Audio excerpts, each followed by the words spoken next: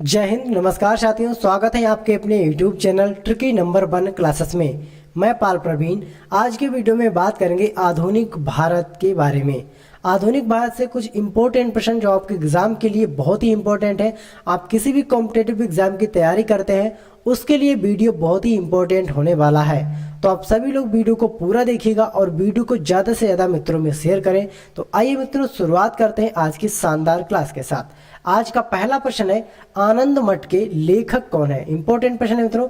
आनंद मठ एक रचना है, इसके लेखक कौन है? रविंद्रनाथ टैगोर, बंकिम चंद्र चटर्जी, सरोजिनी नायडू, अरविंद घोष। सही आंसर इसका क्वेश्चन नंबर 1 का option number B, Bankim Chandra Chatterjee. Bankim Chandra Chatterjee के द्वारा आनंद मठ लेखक जो है, आनंद मठ लिखा गया है, आपने याद रखना है, बंकिम चंद्र चटर्जी। अगला प्रश्न है, भूदान आंदोलन किसने प्रारंभ किया था? बहुत ही इंपॉर्टेंट प्रश्न है। भूदान आंदोलन किसने प्रारंभ किया था? सही आंसर इसका ऑप्शन नंबर सी, विनोबा भावे।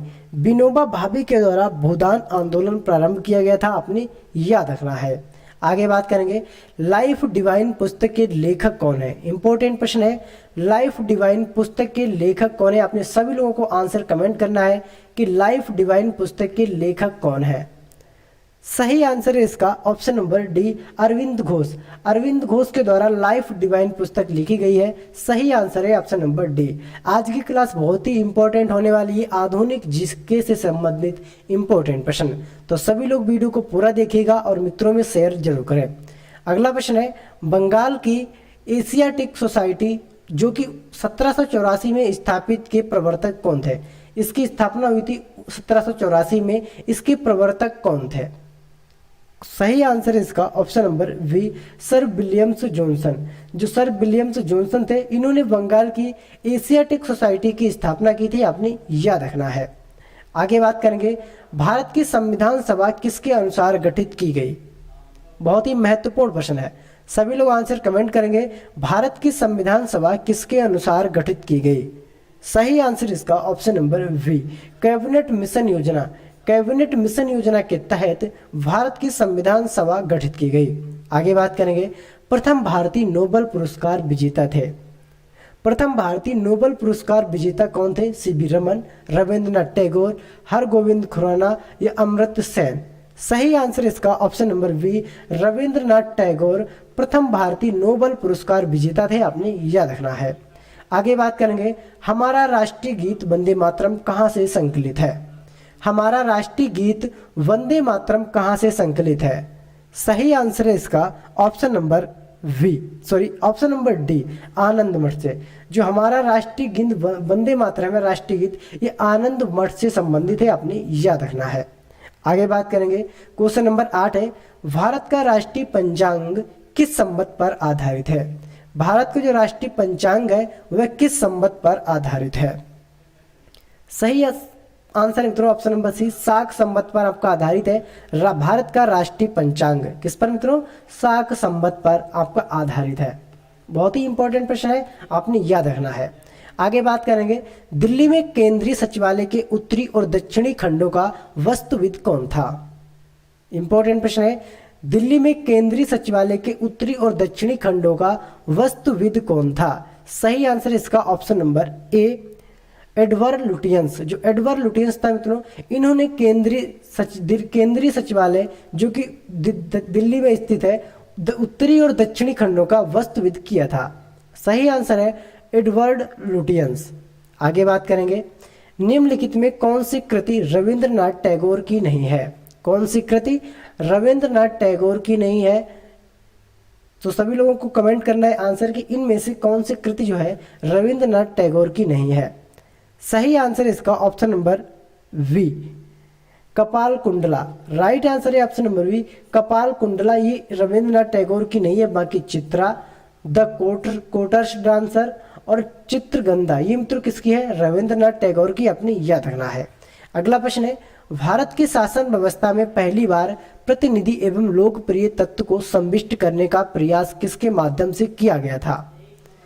भारत की शासन व्यवस्था में पहली बार प्रतिनिधि एवं लोकप्रिय तत्व को संविष्ट करने का प्रयास किस माध्यम से किया गया था? सभी लोग आंसर कमेंट करेंगे। सही आंसर इसका ऑप्शन नंबर बी 1892 का भारतीय परिषद अधिनियम। 1892 का जो भारतीय परिषद अधिनियम है, इसके तहत प्रतिनिधि एवं लोकप्रिय तत्व को संविष्ट करने का प्रयास किया गया था पहली बार।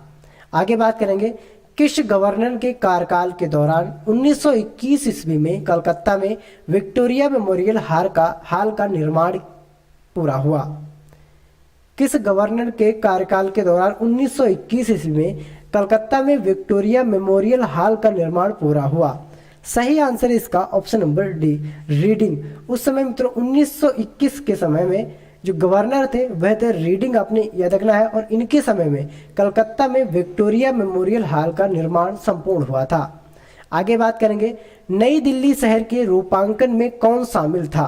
नई दिल्ली शहर के रूपांकन में कौन शामिल था? सही आंसर इसका option number A Edward Lutyens और एडवर्ड बेकर। एडवर्ड लुटियंस एवं एडवर्ड वेकर जो थे मित्रों, इन्होंने दिल्ली का जो मित्रों क्या है नक्शा तैयार किया था। आपने याद रखना है option number A Edward Lutyens एवं एडवर्ड वेकर। आगे बात करेंगे, किसने 1898 ईस्वी में बनारस में सेंट्रल हिंदू कॉलेज स्थापित किया था, जो बाद में बनारस विश्वविद्यालय का केंद्र बन गया? 1898 में बनारस सेंट्रल हिंदू कॉलेज स्थापित किया गया था, जो बाद में बनारस हिंदू विश्वविद्यालय का केंद्र बन गया था। सही आंसर है इसका option number see Annie Besant ने। एनी बेसेंट ने 1898 में बनारस में सेंट्रल हिंदू कॉलेज स्थापित किया था। इसको बाद में बनारस हिंदू विश्वविद्यालय का केंद्र बना दिया गया। आगे बात करेंगे, भारत के राष्ट्रीय ध्वज का डिजाइन किसने तैयार किया था? भारत के राष्ट्रीय ध्वज की डिजाइन की बात करते हैं तो ये तैयार किया था मित्रों पिंगली वेंकैया। जो पिंगली वेंकैया थे मित्रों, इन्होंने भारत के राष्ट्रीय ध्वज का डिजाइन तैयार किया था। आगे बात करेंगे, देवदास उपन्यास के रचनाकार कौन है? बहुत ही इंपॉर्टेंट प्रश्न है, देवदास उपन्यासकार के रचनाकार कौन है? सही आंसर इसका ऑप्शन नंबर वी शरत चंद्र चट्टोपाध्याय। जो शरत चंद्र चट्टोपाध्याय मित्रों, ये देवदास उपन्यास के रचनाकार है, आपने याद रखना है। राइट आंसर है ऑप्शन नंबर वी। आगे बात करेंगे, चित्रा उपन्यास किसके द्वारा लिखा गया? बहुत ही इंपॉर्टेंट प्रश्न है, चित्रा उपन्यास किसके द्वारा लिखा गया है?